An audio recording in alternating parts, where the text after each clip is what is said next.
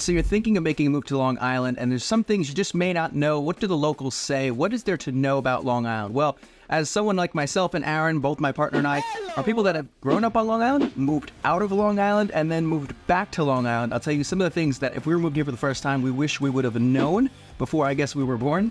And again, I have to deal with my sunburn today. Unfortunately, that happened again. But we'll get right into the 10 things now. And if you're new here, be sure to leave a like, subscribe. We are the #1 relocation team here on Long Island, and we love getting the calls, texts, emails from you guys all the time, assisting you with your moves, hearing your plans, and we're happy to guide you through the process. So be sure to reach out. All of our links are in the description below.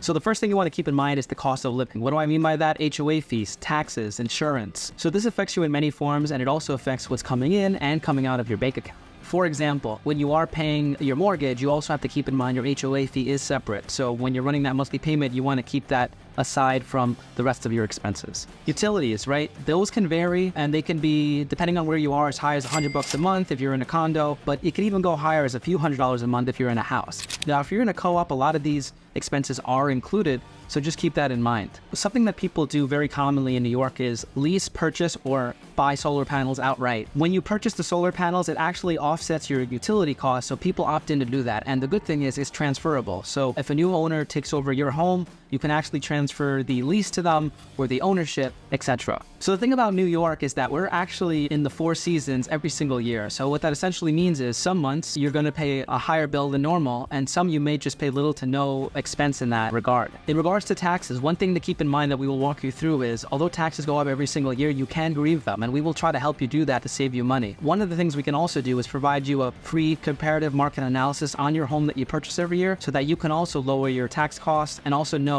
what your home is worth in the future. You can also track your equity this way, which is a great thing to do. So next part of this is insurance. So there's different types of insurance. There's homeowners insurance and there's flood insurance. So talking about homeowners insurance for a second, you definitely need it, especially if you're getting a mortgage. Insurance protects you, and you can pay as much or as little as you want depending on the liability coverage you want for your personal belongings, if someone slips and falls in your apartment, etc. Now, shifting over to flood insurance, this is only needed in a flood guaranteed zone. If not, it's optional, right? But if you are by the water, you may need to purchase separate flood insurance, and we will prepare you for that before you even see something in the area that you like. One thing that will consistently haunt you if you live here are the insects, the bugs. And people want to not talk about this conversation, but they also want to know so they can be prepared.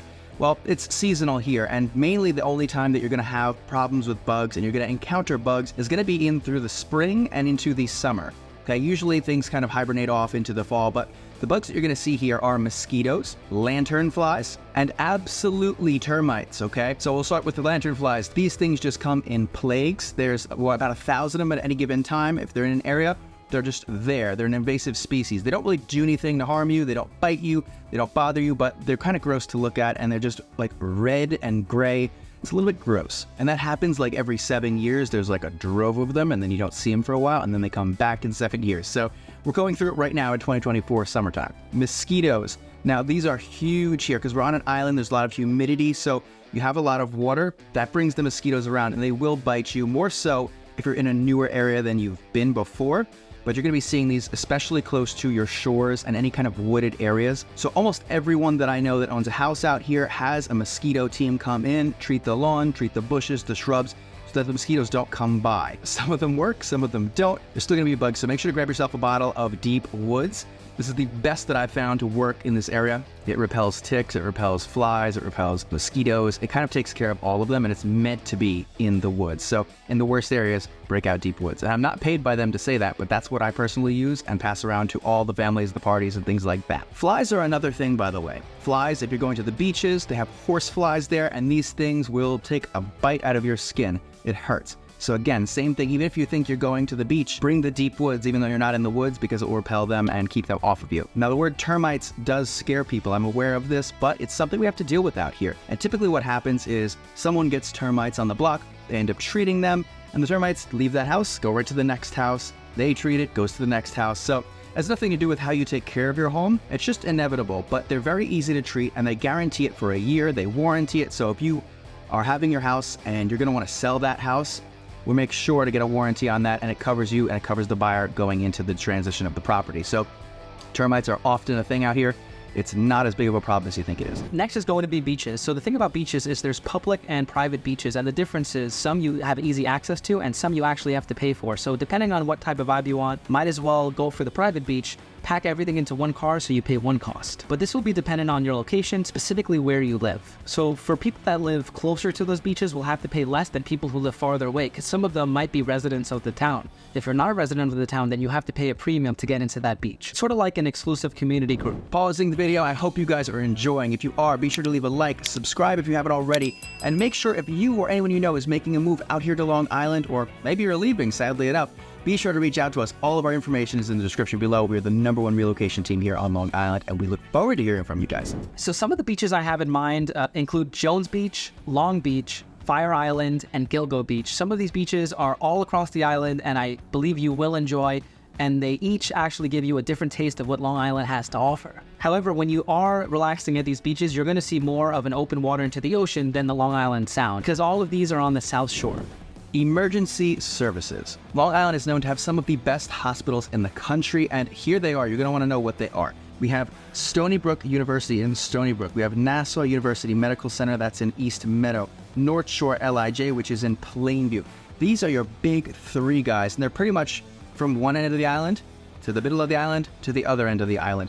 You want to know where these are in case, God forbid you ever have to use them. But again, these are some of the best hospitals with the best surgeons, the best residents that you can find in the country with the highest level of degree. And I've had my family treated at these hospitals. I ended up getting treated at these hospitals. And I could tell you they are some of the best that you can find. But knowing where they are and how to get to them at all times, that's something that's just always important in life in general. So those are the big three. And if you want a little bit of insight to it, I could tell you Nassau University Medical Center is known for its trauma unit. If there's an accident that's very bad that happens, maybe even a little bit further out from that, maybe it's closer to the hospital, oftentimes they will, instead of bringing to another hospital, they'll bring them right to Nassau University Medical Center for like car accidents and stuff like that. So that is your trauma center on pretty much Long Island itself. North Shore LAJ in Plainview, that's going to be more of your like surgery type hospitals. I had surgery there. My appendix got taken out. Everything was fine over there. They're super careful with what they do, and it's a great hospital. If you go to Stony Brook University Medical Center, they're more known for their heart, their cardiovascular units. So those are like the typical differences. There's plenty of other hospitals around and emergency services. We do have City MD, like the medical and MD, where you kind of just walk into the doctor quick. We do have those as well. Pretty low co-pays. Make sure you have insurance. If you need help with that, we could always, of course, plug you in with the resources. But a lot of the hospitals that we have out here have partnered up with Northwell Health. And if you don't know who Northwell Health is, they're kind of like a nursing doctor organization for like medical services. And they work very heavily and very tightly with a lot of the hospitals and a lot of the doctor's offices that we have out here. They give a lot of good benefits to their employees too. So if you're someone that's in the medical field, we've seen almost everyone we've relocated that came in here has gone to Northwell Health for like their nursing job or their medical job. Next is going to be your commute to NYC. So now let's talk about the commute. So the thing about the commute is you could definitely take public transportation or you could have a car. Since we're not living in Manhattan and this video is based on Long Island, you definitely need a car, especially because things are not in walking distance, right? Keep in mind your distance and your time. Anything east of Massapequa, you're going to have at least an hour commute. One of the ways that you're going to get to Manhattan and other parts of Long Island the easiest is the LIRR app, which we're going to actually leave in the description. It's super helpful. You could purchase a peak or off-peak ticket depending on the day and time you're going, and it's great. And if you need to bring bigger items such as a bicycle or cargo, it'll actually tell you which train cars will allow for that, which is pretty unique. So be sure to check that out. Link is in the description. Next is transportation. Now there's many a way to transport yourself from one place to another here on Long Island. We have Ubers, we have the Long Island Railroad, which by the way, the link is in the description for that. So you get the app and you can get your tickets very easily, know your train schedules very easy.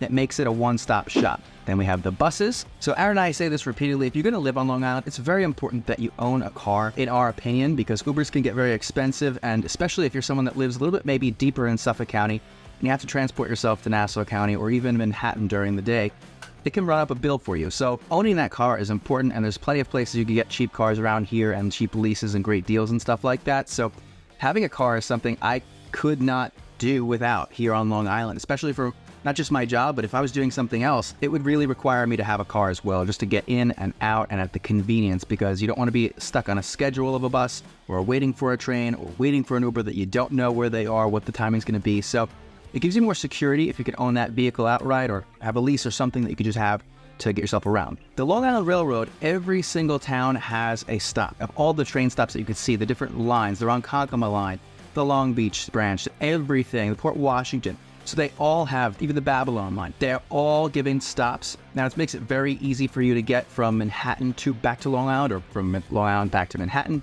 whatever you need to do. But it's important that you know the schedule and which trains you're on. You do have one station that you can make a lot of transfers at. It's called Jamaica Station. It's just inside of Queens. So when the train comes out of Manhattan, there are a ton of transfers that happen at Jamaica Station.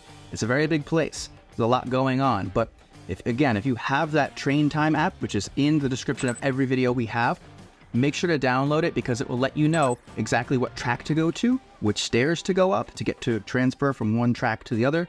It's very easy to do. It looks difficult, but it's really not, especially if you have that app. That's something I found to be extremely helpful, and I didn't learn that till like later in life, but I'm glad I did, and I'm happy to share it with you now.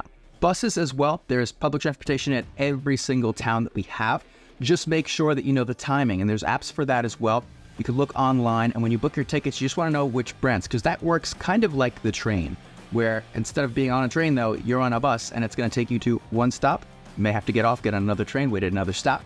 So just knowing your route is the most important thing. And that's one of the first things you should learn early on, just in case you ever have to take the bus, or if you ever have to get there, somewhere and the trains are canceled, you may have to use public transportation. So be sure to check that out and know that in advance. So next topic is news. And the thing with news is there's many ways where you can find out what's going on. One is News 12, two is going to be Facebook community groups, and thirdly, you can always check out this channel and learn more about what you can do here.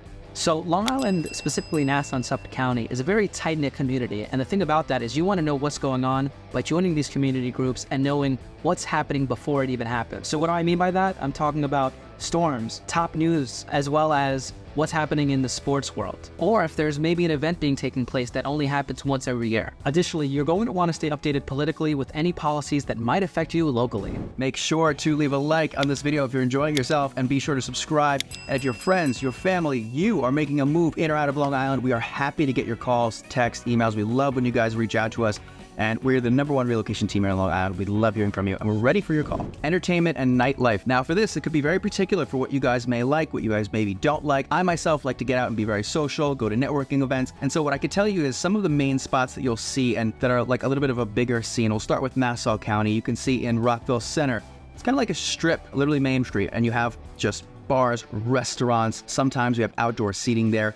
Not typically a lot of it though, because you're kind of on the street. The train is running right by you. It's right by the train tracks on Sunrise Highway, but a lot to do, a lot of varying in cuisine. And so it's kind of like your nice, relaxed, chill night out. Other places we like to go to are Huntington. You have that harbor right up there with Prime Steakhouse, Oheka Castle. If you stop in any of these places, by the way, in Huntington, make sure to tell them who sent you there, and you just might get a surprise. But that's where you're going to see a lot of your outdoor seating, where it's a little bit more relaxed out there. You have water views, and it's super kind of chill.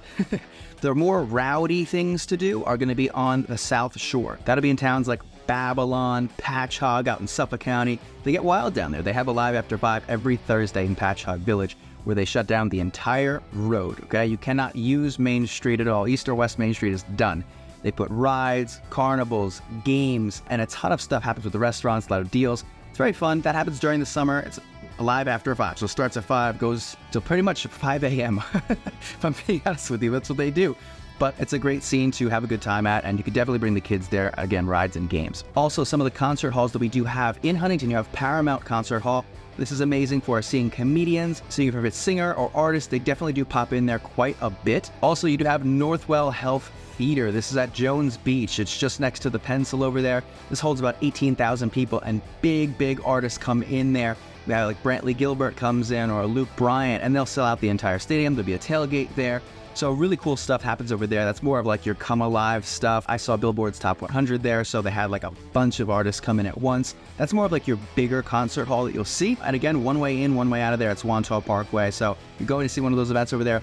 Be prepared to hear or to sit in the traffic. Next, we're going to talk about airport. So there's actually 3 airports to keep in mind to get around here. One is going to be MacArthur International Airport. The second is JFK. And the third is LaGuardia. JFK Airport is actually the only international airport that you can travel out of the US from. So with JFK, notice that there are a lot of construction going on, and because of that reason, you want to get there super early. Luckily enough, they actually streamlined the process from a few years ago, so it actually is pretty smooth sailing once you get in there. But I would give about 3 hours time buffer if you're going to travel international. Next, we're going to talk about LaGuardia. So LaGuardia is a civil local airport. It only travels within the United States. And if you are traveling within the United States, I'd recommend to get there an hour to two before, probably 2 hours to play it safe. This is one of the most crowded, traffic-ridden airports on planet Earth, not to mention New York. And when you do go to this airport, know that there's always construction going on. There's always a police officer looking to give you a ticket. So please be careful and actually watch where you're going and make sure you give enough time for yourself so you don't miss your flight. Thirdly is going to be MacArthur Airport, which is the only airport we have in Long Island. And it's actually a smaller airport. If you do want to stay out of the limelight and the spotlight, this is the best place to go. There's going to be less traffic, less planes travel in and out of that vicinity, and it'll overall be a smoother process getting in and out of that airport. Now, this is out in Suffolk County, so the thing about that is you are gonna need a little bit more travel time to get to that airport, so I'd recommend that still timely way of 2 to 3 hours of commute in total, right? So leave yourself about an hour to get to the airport and then 2 hours to get checked into your flight. So we'd highly recommend if you can get a ticket to travel into or out of MacArthur Airport, take it with your eyes closed. It will make the process so much simpler and streamlined. Education and schools. So something I want to know, and it's very important to know which school district you are a part of, because in Long Island, you can have one town that has 3 school districts in it.